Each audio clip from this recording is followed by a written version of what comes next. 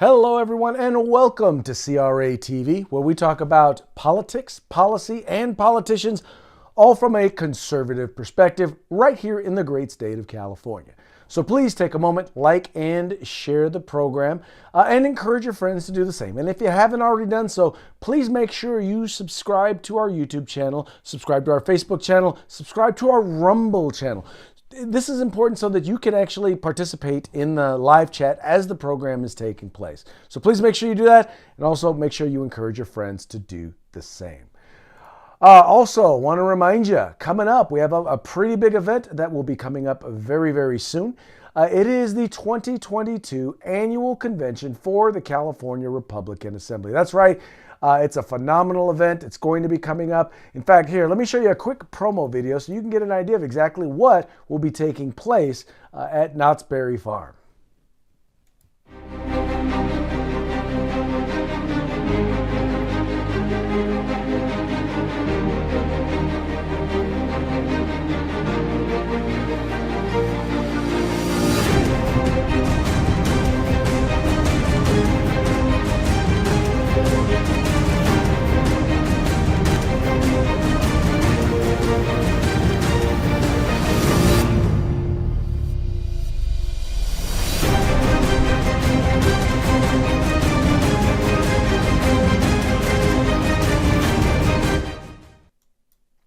That's right, folks. It's going to be coming up. It's coming up this weekend, in fact, March 18th through the 22nd. There is going to be a whole host of phenomenal speakers who are going to be there. Trust me, you do not want to miss out. If you were watching, you saw that Larry Elder is going to be there. You saw that John Eastman is going to be there. You saw that folks from the Unity Project are going to be there. CRP Vice President Mr. Quo is going to be there. I mean, folks, it's going to be a phenomenal event. It is going to be a collection of conservative who's from throughout the state of California. So, folks, you definitely do not want to miss this event. And once again, it is at Knott's Berry Farm there in Buena Park. It starts with registration starts on Friday. There's a dinner Friday night. There will be meetings. There will be candidates who are running for statewide office who will be speaking all day, as well as a lunch speaker and a dinner speaker. There, John Eastman speaking there on Saturday night, and then the morning prayer breakfast. Ted Gaines, member of the Board of Equalization, the highest ranking Republican in the state, as well as Peter Quo, and then Larry Elder will be speaking there on Sunday. So trust me, folks, this is an event that you definitely do not want to miss. Okay, also want to remind you, the California Republican Assembly. Oh yeah, by the way, there's a list of the speakers. I didn't even know I had that slide there. There's a list. That'll give you an idea of all the speakers that are going to be there at the convention. So please make sure you guys come on out, have a good time, spend some time with like-minded conservatives here in the state of California. Also want to remind you, by the way, this is a membership organization. The California Republican Assembly is the largest and fastest growing conservative grassroots organization in the state of California. We vote to elect like-minded conservatives, not just people with R's after their names, but like-minded conservatives. So here's what you need to do. If you want to learn more about the organization, you can follow the link to CRA in the description of this video. But more importantly, if you want to become a member, click the join link in the description of this video and become a member today. All right, let's move right along and let's get into today's topic. We have with us today a phenomenal mind, a person who is, who brings a certain level of gravitas when it comes to discussing the issue of, in particular, one of the most important issues that we're dealing with right now, the issue of the Ukraine and what is going on there right now, and really to a certain degree why we are where we are and where we should possibly be looking to head. Now, you've probably heard of Denice Gary-Pandol. She's a writer, she is a blogger, she does podcasts, but also she is a candidate for U.S. Senate, she will be running against Dianne Feinstein here in the state of California. So without any further ado, I would like to welcome to the show, Miss Denice Gary-Pandol. Denice, welcome to the program. Thank you, Craig.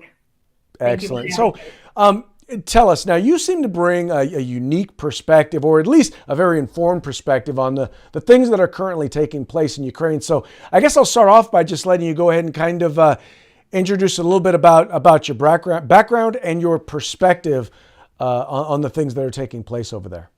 Thank you, Craig. Appreciate it. So my background is one involved in national intelligence, working with top secret clearances for government agencies like the State Department, the Department of Defense, the CIA.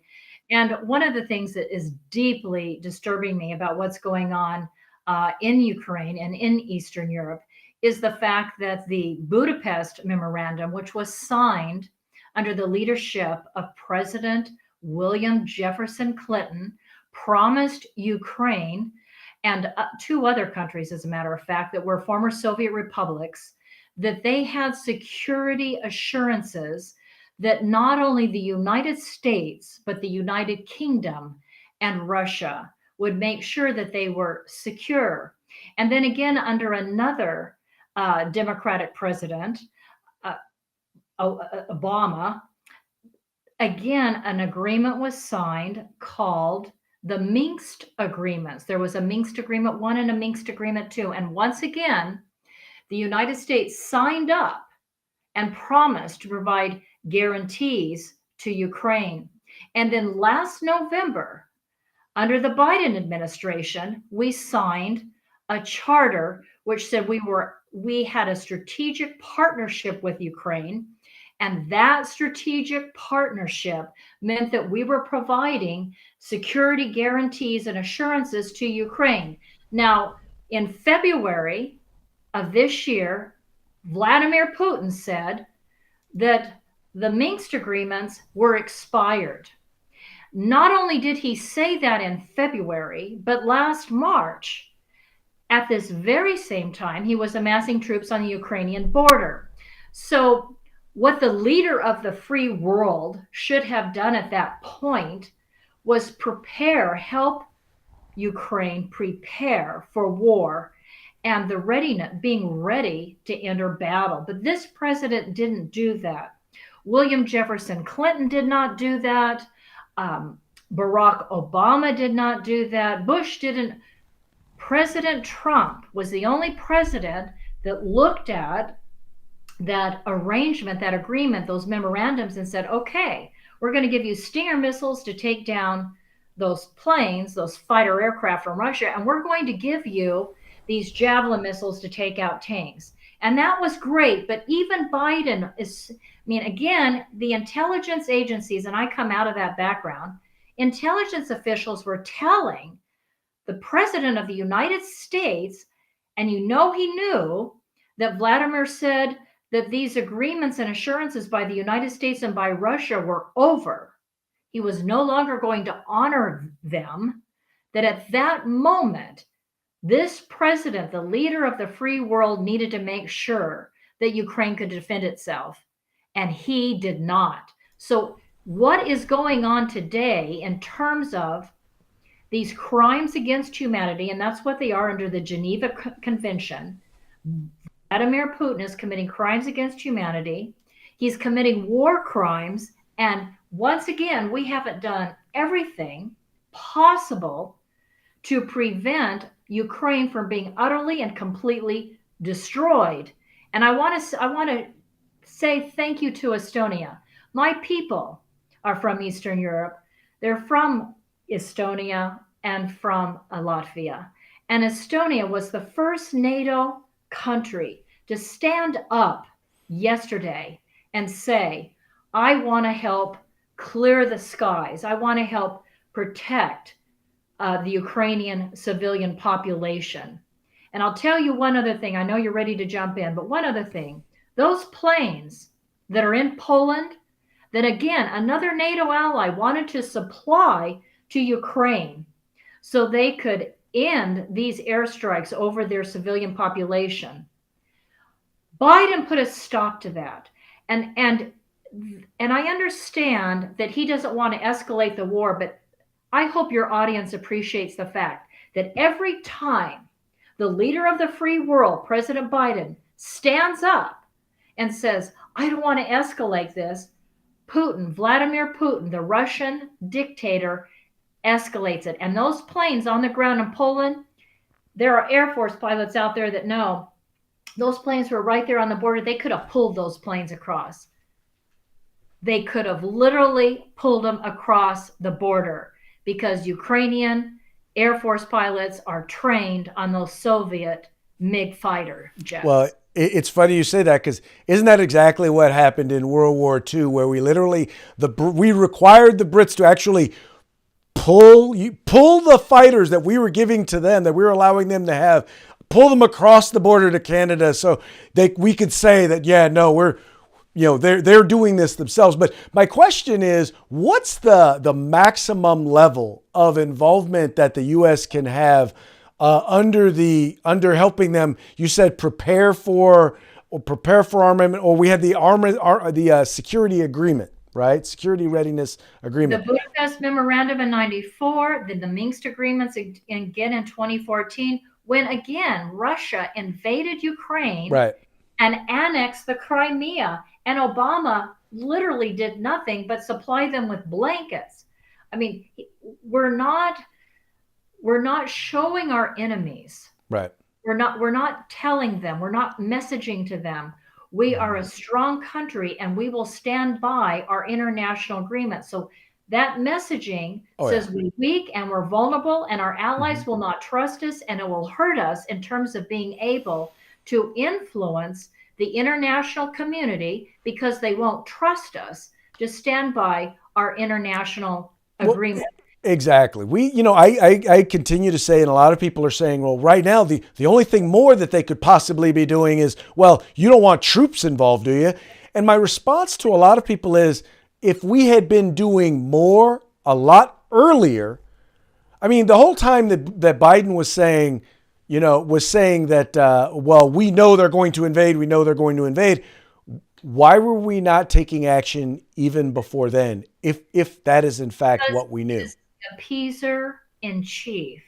Yeah. He has basically done what we watched Great Britain do in 1938. History is repeating itself.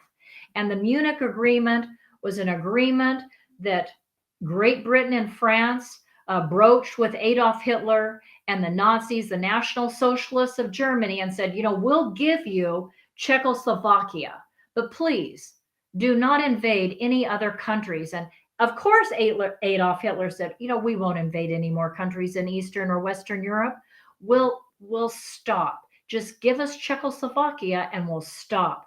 Well, our allies gave Czechoslovakia over to the Nazis.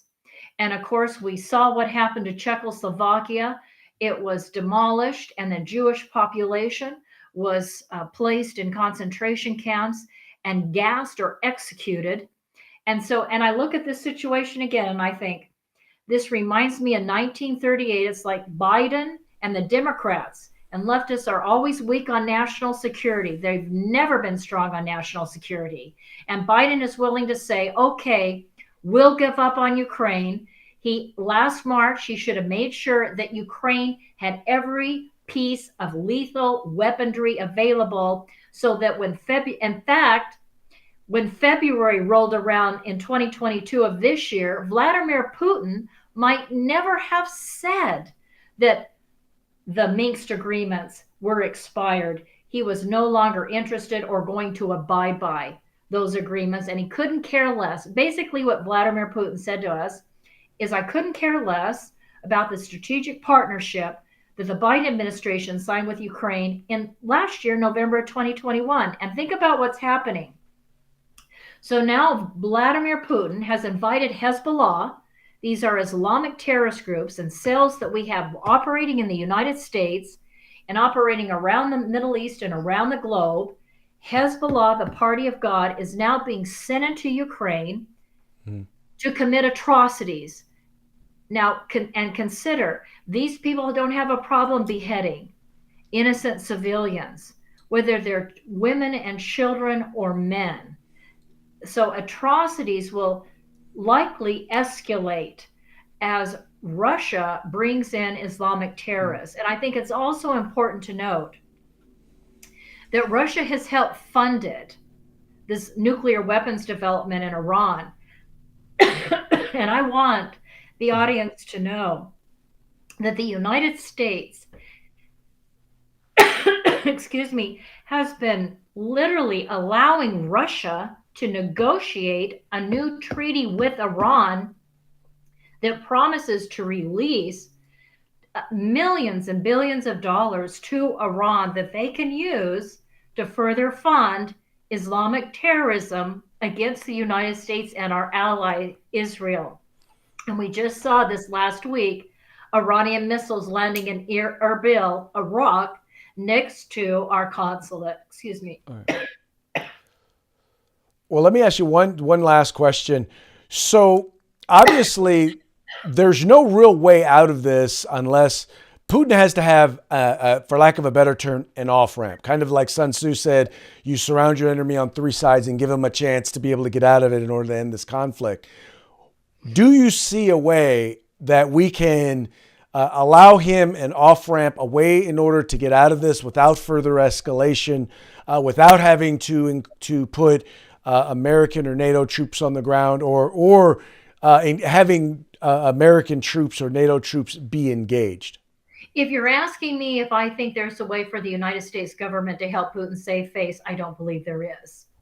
The only thing that he's going to respond to at this point is an acknowledgement that he has now been committing war crimes, crimes against humanity. He's broken international law. He's broken the Geneva Conventions. He will pay a price, and that there needs to be overwhelming support, not by putting U.S. soldiers into the conflict, but by doing everything else in terms of providing the fighter jets and every other kind of lethal weaponry that will absolutely destroy and end this conflict inside Ukraine. Biden needs to make that clear, that Putin will be destroyed, because NATO is now prepared, as Estonia said yesterday, that they're going to provide them all the lethal equipment that they could possibly need and use to end the destruction, the complete destruction of their country, which is what we're seeing happening. So then what you're saying is there is a way to do it without boots on the ground, but the only way it's going to be is by providing them the in particular the military defense equipment that they need. Absolutely. And the humanitarian help that they need. Yes. Okay, excellent. So how can folks, because obviously we just barely scratched the surface on this topic. Right. How can folks follow your work, whether it's your writings or the videos or podcasts that you're doing on this particular subject? Well, I am a United States senatorial candidate. In 2024, I'm running against Dianne Feinstein. And hopefully we expect to see my campaign website online by Saturday. So hopefully that will be up, and my position papers are on the way. My first position paper deals with the man-made water crisis here in California and my policy proposals and legislation that I will seek to end the ridiculous idea that California is in a drought. There's so much that we could be doing right now and that we should have been doing the last several years, that California would not see a drought and we would certainly not be experiencing these rolling blackouts. There's a lot coming on my campaign website, and I hope people will look for that. Excellent. Thank you so very much. And we will make sure that as soon as that website is up, it'll be linked in the description of this video. Thank you so much for coming on the program. We'll look forward to having you on again as you get closer and closer to the election. Once again, thank you so much for coming on and for sharing your wisdom with us. Thank you. Thank you so much, Craig. All right, folks. Well, hey, that's going to be it for this edition of CRATV. We very much appreciate you tuning in. We appreciate you liking, sharing, and encouraging your friends to do the same. But here's the ultimate thing, folks. Like I said before at the beginning of the program, this is a membership organization, right? We are here to be a part of a fight. And folks, we can't do this without you. So here's what we're encouraging you to do. Become a member of the California Republican Assembly today. Once again, just follow the join link in the description of this video. And once again, encourage your friends to do the same. With that, I will bid you a fond adieu and say, we'll be back soon. Hopefully we'll get a chance to see you this weekend there at Knott's Berry Farm. In any case, take care. And remember, this is the California Republican Assembly, the conscience of the Republican Party. I'll talk to you again real soon.